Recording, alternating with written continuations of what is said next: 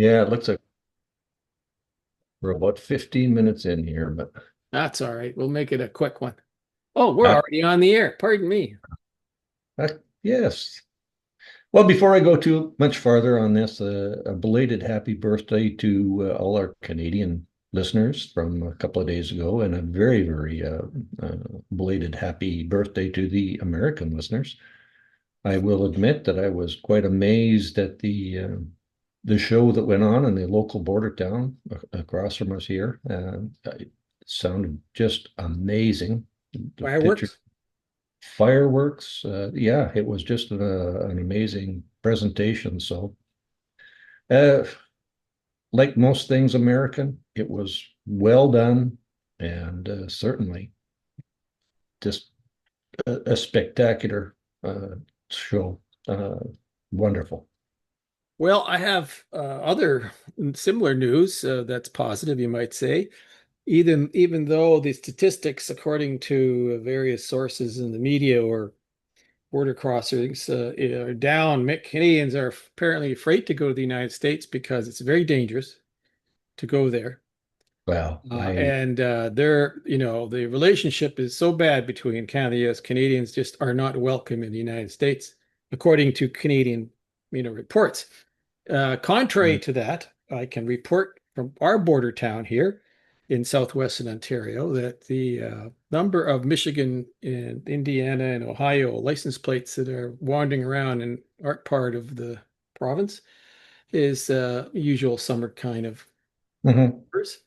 If you drive into the local Walmart here, you'll be surprised to see lots of Michigan plates because mhm. guess what? They're buying groceries at the Walmart, American company, admittedly.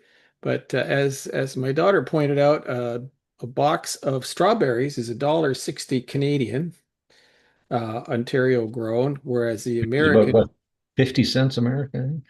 Yeah, so if you bought your groceries on the way to the beach here from Detroit or Lansing, or I'm just making up these Michigan places because if you live anywhere around the thumb of Michigan, a lot of those folks come here on long weekends or any weekend for that matter. Hmm. And they're welcome to come here. I suggest they bring their own Jack Daniels because you won't be able to buy it at the liquor store Yeah, here yeah. because we banned those products from from the shelves because that's those mean Americans. But personally, I'm glad to see them here. They were here on the 1st of July watching the fireworks here in town and stayed over the week because I guess most of them know that the 4th was Friday, so you make it a long A long weekend weekend. and you Absolutely. come early. So I'm happy to report that our American friends are not afraid to come to Canada, in spite of the nonsense that the CBC, CTV, and the rest of the crackpot liberal media is going on about. So they're Yeah. welcome to come here to spend their money, to have fun here. And I, by the way, I'm not afraid to go the other direction either, contrary to what these clowns in the media will let Well, you yeah. believe. I think I told you last week that we were going to take a small trip to a family event, which involved us driving several hours, about 13 to be exact.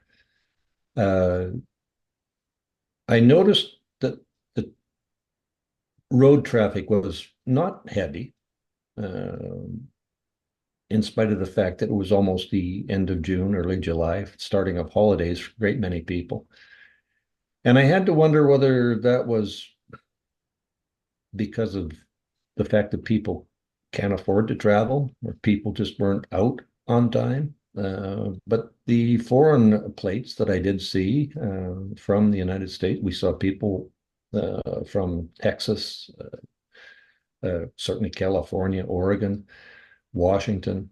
Uh, Washington, Oregon makes sense because it's not that big a trip for them, but it was certainly nice to see the people from Texas up here. Certainly, surprisingly too, there was a couple of Florida plates, Florida, and yeah, BC, wow. so that's a heck of a journey for them. And thank you for coming out.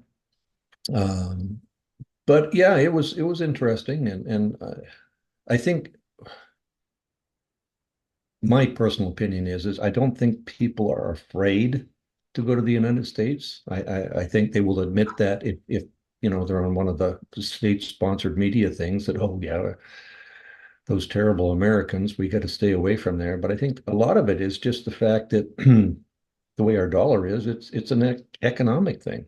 You know, I don't if you can stay up here and see some things and spend your dollar for a dollar as opposed to your dollar for what is it, 80, 70, 73 cents. You know, it certainly an economic statement more than I think a fear statement in my opinion anyway. Well, the cost of travel in the US on a Canadian dollar budget is much more expensive today than it was even a year ago. Mhm. But I mean, look, we have to understand that this particular policy of ours is limited sort of lifespan. And we can't spend our way to prosperity. You can't borrow our way to prosperity. We can't out emotionalize the Americans on this stuff. This is a silly. We got a 5,000 kilometer border with our neighbor. You know, Mhm. it's a geographic reality that has traditions, culture, everything linked to going back 100 years. I mean, so Or more. this sudden nonsense with the elbows up and this new creation of going to find alternative pals is intrinsically is a good idea, but practically has very real limitations. Well, we've Let's mentioned be many times serious. on the on this broadcast that our country is east-west. Same with the United States. It's an east-west country, but a lot of the trade is north-south, simply because the geographic distances involved. As much as I would like to get maybe Florida oranges and eat them, I'm kind of limited to the California oranges at this point because it's cheaper to get them here. Well, that's right. It's called geography. Hmm. And to our American listeners, I really don't think that this is a person to person issue. It is it's all politics from our point up here. I think um, we have a government that is trying its best to, you know, like we always say, watch the left hand because you don't want to see what we're really doing with the right hand. And one of the best ways to do that is to create an artificial boogeyman that you have to become afraid of. So you concentrate everything onto that artificial boogeyman and not like what pre-production we were saying. What's our deficit going to be running over the next year, 4 years? Uh, billions of dollars. You know, we've got a guy who told us there was a big threat from the United States coming forward, and that's why you had to elect him. But it's not such a big threat anymore that he couldn't take a summer vacation. It wasn't such a big threat that he couldn't go over to Europe and start talking and signing deals for which he has no authority to sign because there's been no indication of any of this being discussed in the House of Commons. And he's the guy that it won't bring down a budget, but he has no problem going to the Governor General with special warrants to get government working. And like we said, the media, why is it in these warrants, these special warrants to keep the government going? Did the Canadian Broadcasting Corporation get more operating costs than the CSIS did? It just does not make sense. Well, it does if you're running a king. If you're a king, you simply give Mhm. orders. I mean, look, I don't think it's too far a stretch to say that we are being ruled by an oligarchy here because there's no parliament, there's no debate. And I paint them with the same brush. I don't care. I think the other political parties, the conservatives, the bloc, deserve the same disdain for me as the liberals do because they all walked off 12-week, holidays. This country is in crisis and they've all gone on holidays. Okay, nothing. This is a joke. And if others see us as a joke, this is why. Because if you compare just this past week, the U.S. Congress and Senate was in heavy debate over a large, large bill that was presented to Mhm. them on taxes, on defense, Yep. on spending, on social welfare, on Mhm. immigration, you name it.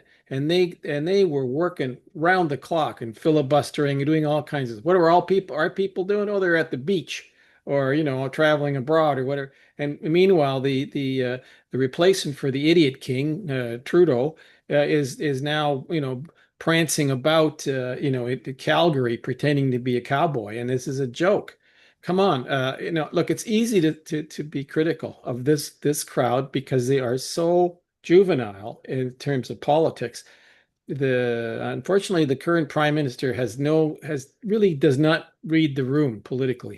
He really doesn't grasp. He might have been a good analyst for the banking community or a good manager as a hedge fund manager, but he doesn't know from Shinola. I almost, I gotta You watch. almost you Because, almost got a censored. YouTube has this problem with that, but he doesn't know the brown stuff from Shinola when it comes to politics. He doesn't grasp it. He doesn't understand, and of course his pals at the CBC and CTV who was it or was it one of the papers, I forget, but they called it a mini win for climbing down on the DST, the digital sales tax. A A mini win. strategic withdrawal. Oh, it was CTV News. A mini win. Are you kidding me? Took you 24 hours to figure out that you had your head handed to you. Okay. But I digress. The point is that in comparison to our apparently estranged neighbors to the south, who have grown their economy. They had over 100,000 new jobs created while we lost jobs. The interest rate has settled down where ours is not going anywhere. The unemployment rate's dropped while ours has risen. The price of housing is Mhm. dropping while ours is either going up or staying steady. And in some places, like Toronto, the bottom is falling out of the market because they've got literally tens of thousands of empty apartments no one can buy because they haven't got the money to buy them and they can't sell them because they're overpriced. Anyway, the point I'm trying to make is that even at the political level, pros are the big league is to the south of us. They actually went to work and they signed a deal, whether you're for or against it doesn't matter, but they did something. They came to an agreement between the left and the right in their Congress and in their Senate, and the president signed the bill. Period. Our people are doing nothing because making up stories and talking about rearming Europe with money we don't have. And now the Globe and Mail is suggesting another one of those stupid Globe and Mail stories that Canada should consider hiking the GST so we can pay for defense spending in Europe.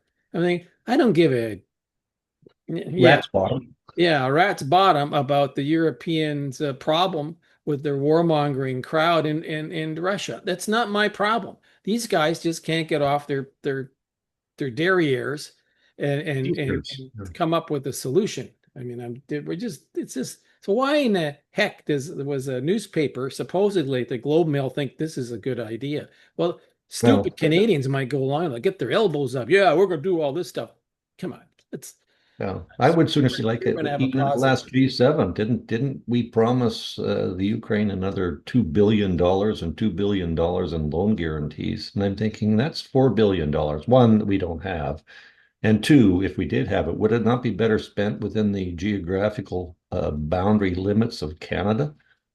Like, how many people have we heard that are going to food banks? How many people are living in tents in the street corners? And you No, know, no. we've This got drug problems. We've got things that need to be fixed here.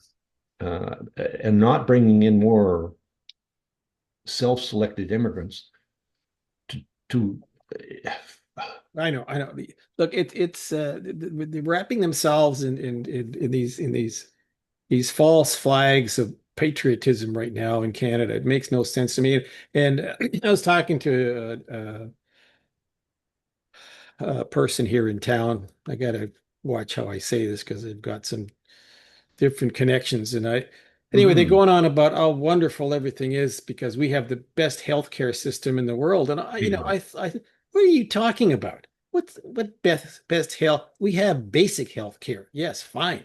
But we don't have the best health care system in the world, and For the John Q. public, average John Q. public, no, we do not. But I will say that if you go down somewhere clutching a chest, you're going to get some pretty good healthcare treatment pretty quick. well, you know, If you need it, we certainly can get it to you quick. But if you want to spend 4.5 years waiting for an MRI, that's up to you. well, here it's interesting you bring that up because it just popped up on my screen here. There's this typical Canadian elbows up person goes on about it. Imagine spending 4 hours in the hospital in the US and getting billed $58,000. Be grateful you live in Canada where healthcare doesn't put you in the poorhouse. Person responds by saying, my stepfather just had a heart attack at 2 a.m. this morning, went in late night with chest pains, no waiting, got the best medical treatment available, monitored 24/7, is now getting cardiac catheterization. Cost was $0. By the way, they live in Tennessee, pay $181 a month in insurance. And if this happened in Canada, he'd probably have died sitting in the waiting room. So, Well, it's yeah. just, and I'm thinking to go on and on about how wonderful the basic health care is. Yeah, okay.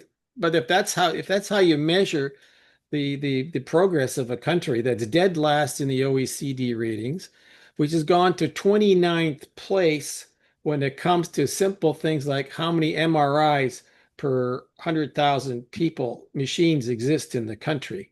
We're in 29th place in the developed world. Okay. Yeah. My old adage that there are more CAT scan machines in the city of Pittsburgh than there are the entire country of Canada. Yeah. So don't talk to me about healthcare being the thing that is all that is Canada because that's nonsense. But And anyway, we I digress. guess the other side of that, Tom, is that this is not free. It may not cost you anything, but you've already put that money in with your taxes. I know What that. is it now? We have to work, or we have to go until about mid this month. So about Yes. another 10 days before Yep. we are tax free. That's correct. It We gets are going longer and now, longer every year.